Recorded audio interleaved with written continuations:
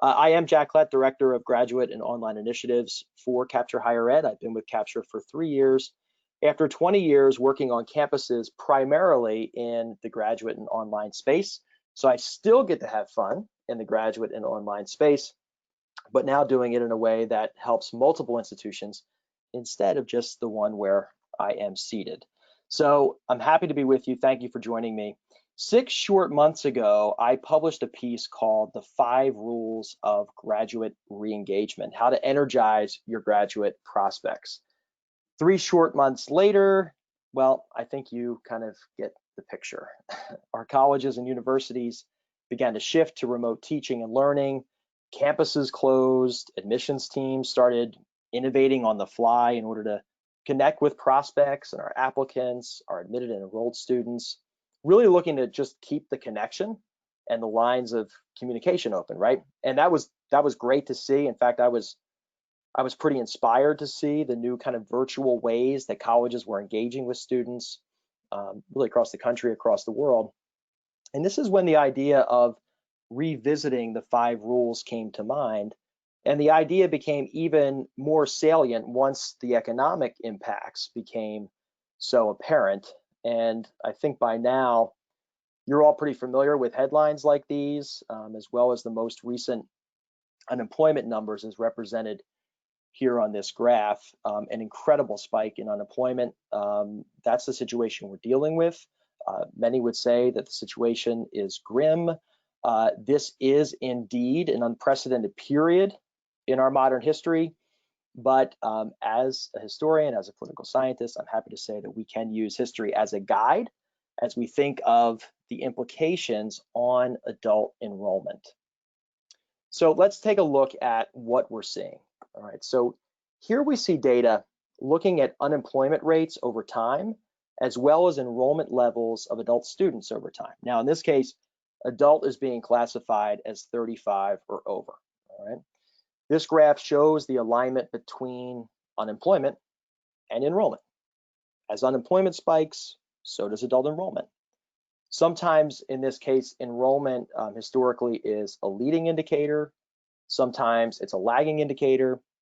Regardless, what we're seeing here is that when the job market is soft, or in our current case, practically non-existent for a significant portion of our population, formalized education really can serve and has served and likely will serve as a necessary haven, right? This is where folks will go to learn, to grow, to retool, to prepare, and therefore then to secure what we all know to be a brighter, more promising, and perhaps most importantly right now, just a more stable future. Quick shout out, I want to say special thanks to Capture Labs. Those are our data scientists that I get to work with here with the company. I want to thank them for this research, as well as some wonderful more data nuggets to come. Okay, so we know things have changed. We are recruiting and enrolling in a new landscape that, frankly, 4 months ago would have seemed like something from just a really bad sci-fi channel or Netflix series, right? But nonetheless, we are in it. We know the history, right? The alignment of unemployment and adult enrollment. So what is it that we're seeing right now? What's the data telling us in terms of what's happening on the ground currently as it relates to graduate interest and graduate enrollment? So Capture Labs looked at web behaviors really of hundreds of thousands of prospective graduate students, specifically measuring visits to graduate tagged pages.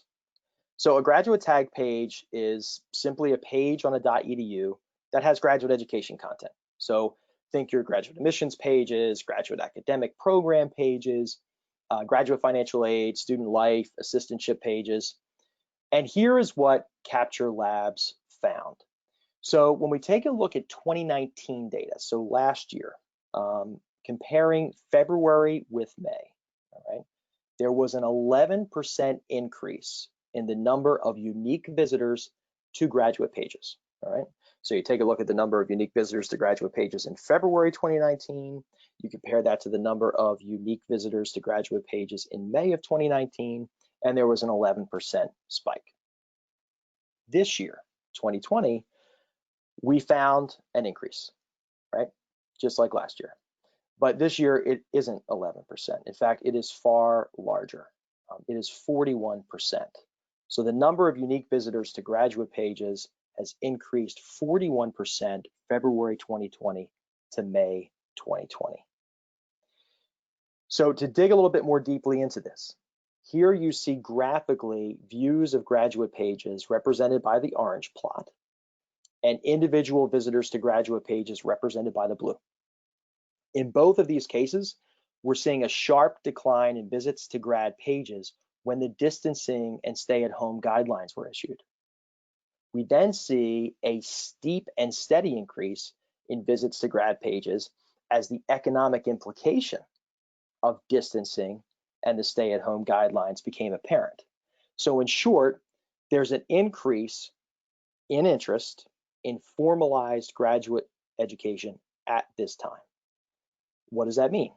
Well, in turn, this means that you right now have a sizable number of stealth graduate prospects on your website, as well as a high number of return visitors who you likely already know. These return visitors are likely your cold inquiries, your non-responders, your alumni, even your recently graduated seniors. All right. So the 5 rules that we're going to cover here, we'll talk about all the ways to re-engage with these populations. Okay, before we dive into the 5 rules, a quick moment on how Capture knows all of this. Like, how is it I'm able to talk to you about aggregate graduate data across all these institutions and websites? Because it has nothing to do with Google Analytics data. It has everything to do with Capture data. So I am super proud to work for this company because I'm super proud of the work that we do. And I'm fortunate that I get to work alongside some of the brightest data folks and programmers ever assembled. It's like our own group of enrollment Avengers. And Capture leverages behavioral intelligence to inform recruitment and enrollment marketing strategy and individualized outreach. Right? All of this is designed to advance the relationship between the prospective student and the institution. Okay. Our software measures the virtual engagement of individual prospects as they're visiting what I often refer to as your, quote, you can't see my air quotes, but I'm doing air quotes, your hidden campus, right? Your website. Your website is your hidden campus. So as we're measuring these virtual engagements, we're able to identify who that visitor is. So that once stealthy, invisible graduate prospect now becomes a hand-raising inquiry. And as their behavior on your site is measured, we're able to deploy other solutions such as digital advertising and social marketing, even print, and deploy them all in a way that aligns with each visitor's unique behaviors. Right? This includes, by the way, triggering messaging based on those behaviors directly on your .edu website itself. Cohesively, this is all a managed service, right? Meaning that we have all of our experts, our communication specialists, our data scientists, our account managers, they're all working as an extension of your team. We're working together on strategy and campaigns, all while evaluating those campaigns that have launched to make sure that they're performing in an optimal way. Okay, so it's because we measure virtual engagements on a large number of college and university websites that we're able to take the pulse of the higher education graduate market and see that real-time spike in interest that all that current data right now is indicating will result in an increase in graduate enrollment. The image here on the right is what a web visitor profile looks like in Capture's Engage software. I want to be clear, this is not a demo, so I'm really not going to go into any more detail than that. I want to get to the 5 rules. If you want more information, I will be sharing my email address with you in a bit. So feel free to email me. I can connect you to a solutions consultant. As our head of solutions consulting says, that is a fancy way of saying sales professional. So I'm not one of those, but I can connect you to one. All right, so that tells you how it is that Capture has access to this data and can develop and communicate these insights. So This webinar is part of Capture's Future Forward Together initiative. On our website, we have curated a rich library of insights and best practices, really all around beneficial content across 4 key sub-themes. All right, those sub-themes are react, so reacting to what became that COVID-19 reality and what still is really that COVID-19 reality. Reconnect, so reconnecting with your prospective students.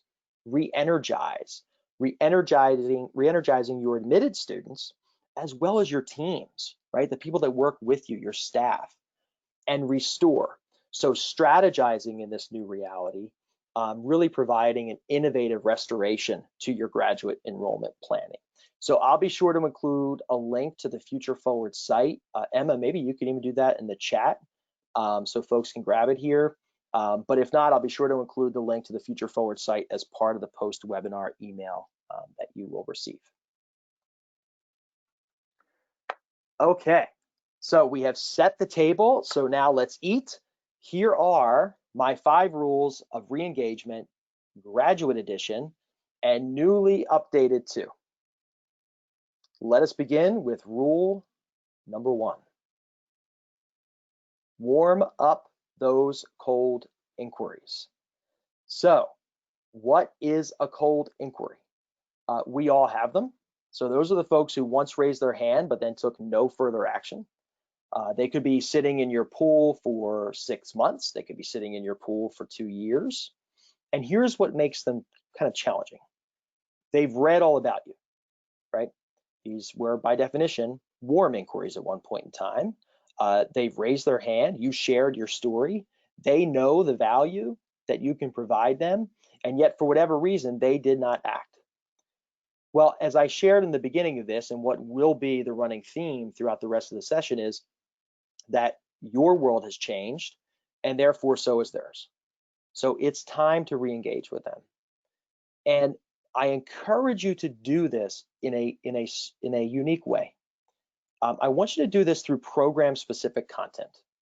Now, you may have shared program-specific content with them before, telling the program-specific story, the value propositions of the specific program. So you're going to approach it in a bit of a different way. I'm a proponent of never letting an inquiry become a cold inquiry to begin with, and here's how. Simply send a simple text-based email. No fancy templates, no grand imagery. You've done that, right? Your storytelling, your major value propositions, your inquiry comm flow, that had the fancy templates, that had the nice imagery, and for good reason.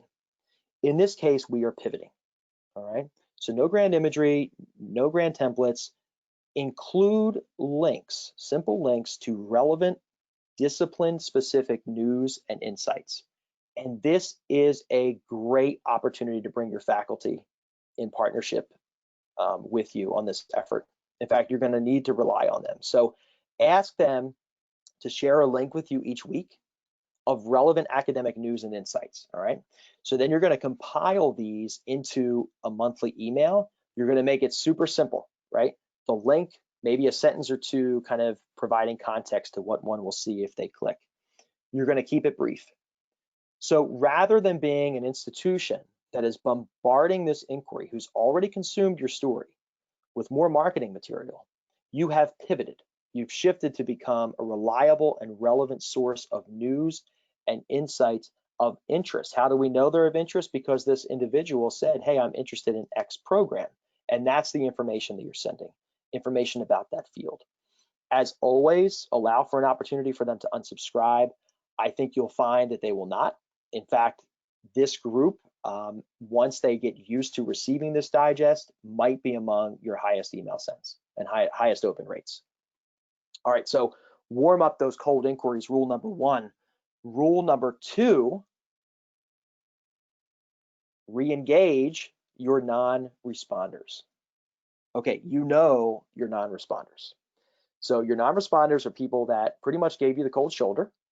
So you likely found them through some type of list acquisition. So these are your GRE test takers, right? Or your GMAT test takers, or leads you acquired through a third party vendor. They likely never raised their hand, all right? Because of this, they likely only know a bit about you, certainly not as much as your cold inquiry. So we need to treat these folks a bit differently and remind them about why they were thinking of pursuing a graduate credential to begin with, all right? So focus on that. Engage them all around this idea of the drivers of graduate study: career advancement, increased salary, career change, the prestige of the credential, just possessing the credential, passion for the discipline, all right? And message to each of these drivers. More than ever, some of these drivers are going to be immediately relevant, right? And as you message to each driver, go ahead and share those outcome stories that serve as examples of each driver, right? The student who got the raise, who got the promotion, who successfully changed careers, who published in the academic journal, who's actively discovering new knowledge in the field, right? The goal was to give them one last chance to raise their hand to learn and experience more. So re-engage your non-responders, rule number 2. Okay, this takes us to rule number 3. Your young alumni are already graduate prospects. They're already graduate inquiries. So treat them that way. 2 to 5 years out from undergrad. All right, this is the idea of the young alumni, 2 to 5 years out from undergrad. Many of them, thankfully, are doing just fine, right? We're grateful for that. Likely so is your advancement office, especially when it comes time to contribute to the annual fund. But 2 to 5 years out, some are starting to grapple with their first professional setbacks, all right?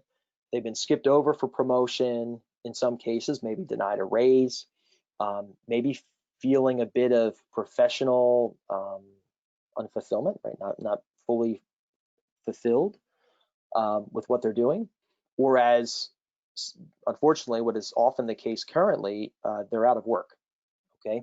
So don't let the only communication they're getting from their alma mater be one asking for money, okay? Re-engage with them, and tone is super important here.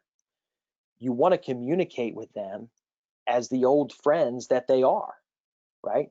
You want to share with them the benefits of graduate education, particularly now. You want to remind them of home, right? These were some of the best years of their lives, likely. So you want to remind them of that experience. And I feel this very strongly in terms of the obligation that we have to our alumni. When they came to us as a first year or as a transfer, we made a lifelong learning partnership with them. It was a lifelong learning commitment. Doesn't matter that their program was 4 years or it took them 5 years or 2 years. We made it a lifelong learning partnership. So communicate to your young alumni in this way along these guidelines. Remind them of this commitment and remind them of some of the best experiences. And if they're experiencing some of these setbacks, they'll rely on you to partner with them to help them through. All right, so rule number 3, young alumni are already graduate prospects. Moving on to rule number 4, stalled applicants and prior cycle admits can quickly re-engage with you. So re-engage with them. All right, who are these people? Your re-engaged stalled applicants, your prior cycle admits, they are those who didn't complete the application. They are those who didn't submit all of their materials or were admitted but didn't enroll. So we tend to think that they likely went elsewhere, or they decided that grad school just wasn't for them at this time or wasn't for them at all. Here's the thing that I always find fascinating when I talk to folks at conferences or just in my conversations that I have as part of my work now. So many institutions never even ask to find out what happened to these folks. They never turn to the clearinghouse to find out if they went elsewhere. I feel like that's a whole other webinar I could go into. So maybe more to come in a blog about that. But in many cases, life happened. Job or family obligations happened. And because of that, plans were delayed. So to return to our theme, for these folks, their world has changed. So remind them of their status from the prior cycle. If possible, reactivate their application. If possible, reissue their admission. Be sure in doing so that you provide a deadline. This strategy is actually not a strategy at all. It's simply an act of sound customer service. This is not desperation on your part. So provide the deadline. The deadline serves as a clear indicator of that. And in abbreviated fashion, so use the deadline window, right? From the time that you're reactivating to the time that they have to respond. Use that deadline window to share the value of the academic program story once more, okay? So rule number 4, re-engage with your stalled applicants and prior cycle admits. Now, I recognize that you can't do this all the time. Some of you are working with CAS systems. It's not that easy to reactivate an application or to reactivate and re-extend an admission. Some of you are working with program directors or department chairs that will not wish to go in this direction. That's fine. Find one program that will be a willing partner. As always, with all of these strategies, measure your results, communicate that data to other program directors and graduate faculty, and then see how many agree next cycle to adopt this strategy as well. All right, good customer service. Rule number 5, influencers, influencers, influencers. Re-engage your recommenders. So this is something that graduate recruiters rarely do, and there is huge potential here. Why? Because recommenders are influencers, all right? So I want you to think about it, because most of you who are joining me have indeed written a letter of recommendation at some point. So if you are someone who's been asked to write a recommendation letter, isn't it likely that you will be asked to write a recommendation letter again? I remember distinctly when I was asked to write my first letter of recommendation for someone for graduate school, and I will admit it was a very proud moment for me. I was like, wow, Jack, you made it. Someone asked you for a letter of recommendation. And then I realized that I would be writing letters of recommendation pretty much for the rest of my life. So will you be asked again? It's super likely. As a recommender, you have access and influence over your prospects, all right? You just do. It's also possible as a recommender that you yourself are interested in a credential. And if you ever worked in traditional undergraduate enrollment, I'm sure some of you have, think of recommenders as the equivalent of the high school guidance counselor, okay? Engage with them, right? Engage with them. You should start first by simply thanking them. If you're not in any way thanking your recommender by, beyond just they submit the letter of recommendation through a portal and they get a thank you submission, if you're not thanking them in any more of a meaningful way other than that, then leave this webinar right now and go create a thank you for recommenders. That's clearly step 1, all right? Definitely do that. Then share with them your program offerings once you've made your admissions, okay? So re-engage with recommenders of admitted students later in the cycle. Okay? That doesn't mean that you're telling them that the student was admitted, but you're going to re-engage with those recommenders who did indeed recommend students that have been admitted, right? Share with them your program offerings. Tell them a student story or two in the context of, quote, since you took the time to recommend someone to us, we want to share a fill in the blank benefits. We're going to share the benefits of this degree for graduate alumni, right?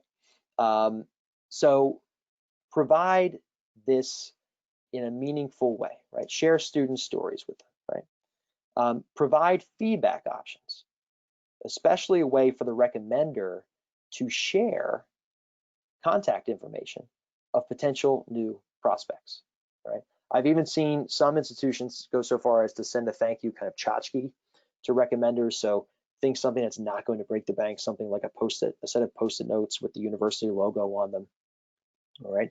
but engage your recommenders, right? Give them some love. I think that you'll find if you were to evaluate your recommenders, I think you'll find that quite a few of them have recommended far more than just one student to your institution, right? So commend that value and recognize them as the influencers they are. Okay, so you've got the 5 rules, but like any infomercial, which of course this is not, like any infomercial, but wait, there's more. And I'm kind of taking this lightly, but I want you to know that this bonus rule is not something that I take lightly. In fact, I put it in specifically. This is part of the update. The bonus I share with the last 5 rules was not about this. But I think that in these times that we're in, we really should be in a place where we are looking to provide a soft landing to our recent graduates. So I want you to think about for a moment what these folks have been through, what they're dealing with, right? 4 or more years invested, did everything right, earned the degree, in some cases earned the job offer that is quite possible has since been rescinded. Again, the world has changed. The world has changed significantly for these folks. I mean, imagine how quickly things changed for them. So provide a dignified, soft landing. And you're going to do this in a way that isn't honorific. I've done this at my prior institution, and I'm going to explain it here quickly. But if you have more questions about it, I'm happy to chat with you. Work with your faculty, do a crosswalk of every undergraduate major and degree that you have with your graduate programs. Determine which undergraduate majors align with those graduate programs. You're then going to take a step forward and pre-admit. Establish a GPA cutoff of those seniors who graduated, 3.0, 3.25, I used 3.25, and move forward and pre-admit them. What does that look like? It's a letter, it's an invitation, it's commending them on their performance as an undergraduate student and saying, because of that performance, we have reserved a seat for you for the fall in the following graduate programs that align with your undergraduate education. There is no application for these people. There is no transcript. There is no recommendation. Why? You have more data on your students that graduated than any other applicant that will be applying from an external institution. You have all of this information. Recommendations, I know they are important, but in this case, the best recommendation you can get is a solid A in a class that was taken at your institution by a member of your undergraduate faculty. Provide a deadline. This is an honorific, but it's not going to be extended forever. You're reserving this seat for 6, maybe 8 weeks. They have that time to attend any number of virtual info sessions that you may have for them, ways for them to connect, ways for them to learn more, all right? But provide a deadline and let them know, look, if you've decided at the end of this window that you're not going to take advantage of this opportunity, that's fine. Know that you can still pursue graduate education with us, just know that you will need to apply like any other student. We can only extend this to you for this period of time. You might want to brand this particular effort. I did when I was at Thomas Jefferson University. We called this program Jefferson Rise, and it was indeed an honorific. There is no deposit. You're going to waive that. It's just a short, sweet intent to enroll portal or form that the student will complete. Not every program director, graduate faculty member is going to allow for this to occur. There are some accreditation rules that even will not allow this to occur because of the way in which materials need to be collected. Find those programs that are willing to partner with you in this way, just like you were when you were re-engaging those who were prior applicants or prior cycle admits. Find those programs that will partner with you and work with them to pilot this, measure your data. All the other graduate faculty, graduate program directors will see the results because I can tell you from my own experience, this works. Your alumni population in terms of percentage of enrolled graduate student will increase. You may not desire that. If you don't, I understand. I personally just feel that at this time, we have an obligation to our graduated seniors to provide them with as soft of a landing and as dignified of a way that they can deal with this current circumstances they find themselves in as possible. Okay. I'm sure you remember this slide from earlier. All of the rules I shared with you today are things you can enact right now on your own, 100%. If you want the added benefit of all these folks you will be re-engaging with, right? If you want the added benefit of seeing that cold inquiry heat up simply by knowing that they're on your website, virtually engaging with you, or visiting that hidden campus of yours, learn all you can about Capture's behavioral intelligence platform, because measuring virtual engagement is precisely what we do. You can do that by emailing me. We can chat, or I can connect you with that solutions consultant I mentioned earlier. Keep a lookout for your own copy of the 5 rules. It will be available for you to download.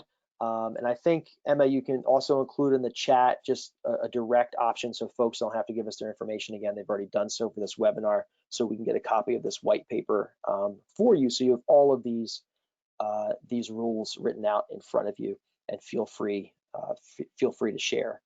I'm 2 minutes over. I want to tell you that it has been great fun for me to share these 5 rules with you. Let me know how things turn out as you implement some of these rules. In the meantime, be well, everybody.